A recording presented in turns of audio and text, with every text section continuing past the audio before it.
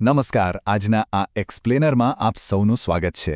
આજે આપણે સીધા જ એક એવા રસપ્રદ અને જટિલ વિષયમાં કૂદકો મારવાના છીએ જે પાવર સિસ્ટમ્સની દુનિયામાં એકદમ ગેમ ચેન્જર છે. આખરે આટલા મોટા અને જટિલ ટ્રાન્સફોર્મર્સને નુકસાનથી કેવી રીતે બચાવવામાં આવે છે એનું એક અત્યંત સુંદર ઇજનેરી ઉદાહરણ આજે આપણે ડીકોડ કરીશું. તો ચાલો વિલંબ કર્યા વિના આ રહસ્યને ઉકેલીએ.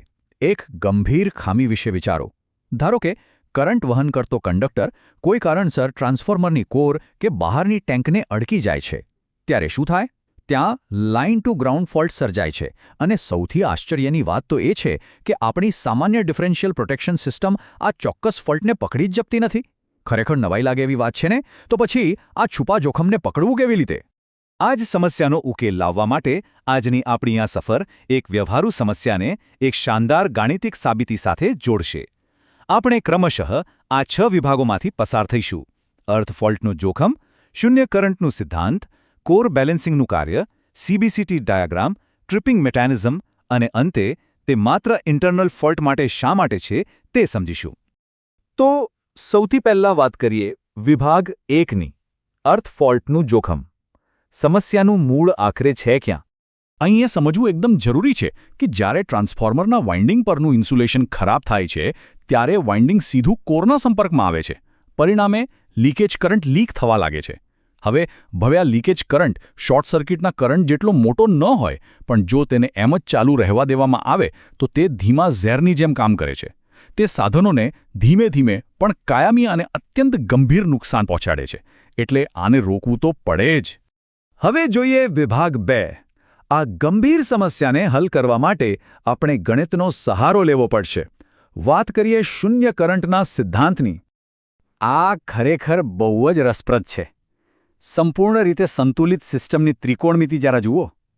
જ્યારે ત્રણેય ફેઝ સમાન લોડ પર હોય ત્યારે તેઓ એકબીજાથી બરાબર 120 ડિગ્રીના અંતરે હોય છે. ફેઝ A 0 પર, B 120 પર અને C 240 ડિગ્રી પર. જો દરેકનું મૂલ્ય સમાન હોય તો ગણતરી મુજબ cos 120ની કિંમત -0.5 અને cos 240ની કિંમત પણ -0.5 થાય. જ્યારે સાઇનવાળા મૂલ્યો એકબીજાની વિરુદ્ધ હોવાથી સીધા જ કેન્સલ થઈ જાય છે. એટલે કે 120 અને 240 ડિગ્રીમાંથી આવતા નેગેટિવ મૂલ્યો પેલા 0 ડિગ્રીના પોઝિટિવ મૂલ્ય માટે એક પરફેક્ટ બેલેન્સ બનાવી દે છે. અને આ બધી જ ગણતરીનો અંતિમ જવાબ શું આવે છે? 0. જી હા, 0. સામાન્ય સંતુલિત પરિસ્થિતિઓમાં જ્યારે આ બધા જ પોઝિટિવ અને નેગેટિવ વેક્ટર્સ ભેગા થાય ત્યારે ન્યુટ્રલમાંથી વહેતો કુલ કરંટ બરાબર 0 થઈ જાય છે. 1 ઓછા 0.5 ઓછા 0.5 બરાબર 0. આ કોઈ જાદુ નથી, પણ આ એ જ શુદ્ધ ગણિત છે જેના પર આપણું આખું પ્રોટેક્શન કવચ ઊભું છે. ચાલો આગળ વધીએ વિભાગ 3 તરફ. આ ગાણિતિક શૂન્યનો સિદ્ધાંત ખરેખર કોર બેલેન્સિંગના ભૌતિક ખ્યાલમાં કેવી રીતે કામ કરે છે? આ બે પરિસ્થિતિઓ વચ્ચેનો તફાવત એકદમ સ્પષ્ટ છે. નોર્મલ કન્ડિશનમાં આપણે જોયું તેમ વેક્ટરનો સરવાળો 0 થાય છે એટલે કોરમાં કોઈ જ મેગ્નેટિક ફ્લક્સ પેદા થતું નથી, બધું શાંત. પણ જેવો અર્થ ફોલ્ટ થાય કે તરત જ આ ખૂણાઓ અને મૂલ્યોમાં ભંગાણ પડે છે. પેલું શૂન્ય સંતુલન તૂટી જાય છે અને સરવાળો 0 થતો નથી. પરિણામે સેકન્ડના પણ નાના ભાગમાં કોરમાં ચુંબકીય ફ્લક્સ ઉત્પન્ન થાય છે, જાણે કે સિસ્ટમમાં કોઈએ મોટું એલાર્મ વગાડ્યું હોય. સૈદ્ધાંતિક સમીકરણો તો સમજી લીધા, તો હવે જોઈએ વિભાગ 4 CBCT ડાયાગ્રામ. એટલે કે તે ભૌતિક ઉપકરણ જે આ બધું કંટ્રોલ કરે છે. હવે જરા આ ડિઝાઇનને ધ્યાનથી સમજો. પેલી અમૂર્ત ગણતરી હવે અહીં ભૌતિક તાંબા અને લોખંડના સ્વરૂપમાં આપણી સામે છે. પ્રાઇમરી વાઇન્ડિંગના ત્રણેય ફેઝના વાયર એક જ રિંગ આકારની કોરની બરાબર મધ્યમાંથી પસાર થઈ રહ્યા છે અને આ જ કોર પર એક સેકન્ડરી વાઇન્ડિંગ વીંટાળેલું છે, જેની સાથે રિલેની કોઇલ જોડાયેલી હોય છે. ત્રણેય ફેઝ એક સાથે પસાર થતા હોવાથી તેમનો વેક્ટર સરવાળો સીધો જ આ કોરમાં ભૌતિક રીતે અનુભવાય છે. છે ને એકદમ માસ્ટરપીસ ડિઝાઇન? ભૌતિક માળખું તો જોઈ લીધું. હવે વારો છે વિભાગ 5નો, ટ્રિપિંગ મિકેનિઝમ. ખરેખર ફોલ્ટ આવે ત્યારે આ કામ કેવી રીતે કરે છે? આખી સાંકળ પ્રક્રિયા જુઓ, જાણે કોઈ ડોમિનો ઇફેક્ટ. અર્થ ફોલ્ટ આવ્યો, ગાણિતિક સંતુલન તૂટ્યું, કોરમાં ફ્લક્સ બન્યું. આ ફ્લક્સે સેકન્ડરી વાઇન્ડિંગમાં કરંટ પેદા કર્યો અને આ કરંટે તરત જ રિલેની ટ્રિપ કોઇલને એનર્જાઇઝ કરી.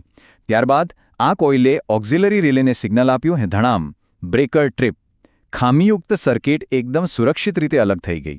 આખી પ્રોસેસ આંખના પલકારામાં પૂરી થઈ જાય છે. એક્સપ્લેનરના અંત તરફ જઈએ તે પહેલાં વિભાગ 6 જોવો ખૂબ જ જરૂરી છે. આ સિસ્ટમ શું નથી કરતી તે અંગેની સ્પષ્ટતા. આ બહુ જ અગત્યની સ્પષ્ટતા છે. સ્ત્રોતો એકદમ ભારપૂર્વક જણાવે છે કે આ કોર બેલેન્સિંગ સેટઅપ તમને સામાન્ય ઓવરલોડ સામે બિલકુલ રક્ષણ આપતું નથી. ઝીરો. ઓવરલોડ માટે થર્મલ રિલે જેવી અલગ જ વ્યવસ્થા હોય છે. આપણું આ સીબીસીટી તો માત્ર ને માત્ર ટ્રાન્સફોર્મરની અંદર થતા ઇન્ટરનલ અર્થ ફોલ્ટને પકડવા માટેનું એક સ્પેશિયાલિસ્ટ ટૂલ છે.